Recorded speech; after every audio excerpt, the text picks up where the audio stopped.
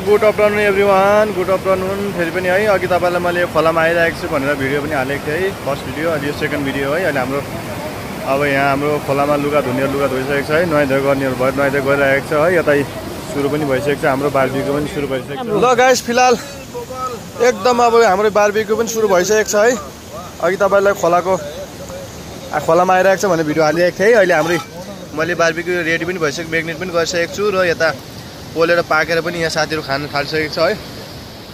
यता बारबिक्यू अर्को पनि पोल्दैछु है। यो स्टिक पनि लिएर आएको थिएँ घरबाट, तर स्टिकले चाहिँ स्टिकमा नगर्छ, अब यो डाइरेक्ट पोल्ने भयो है, डाइरेक्ट जालीमा गरेर। र फिलहाल अब यो हाम्रो बारबिक्यू पनि अब यो मासु पनि पाक्दैछ, यता खानु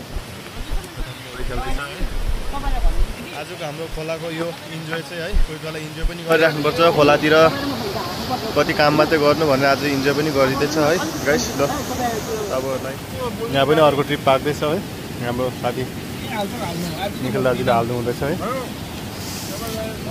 यो गर्नुहुँदैछ। अर्को ट्रिप पनि पाक्दैछ है। त्यसो गाइस इन्जोय हुँदैछ हाम्रो पनि आज रेली पालामा है, पालादेखि माथि पाला खोला नै पर्छ।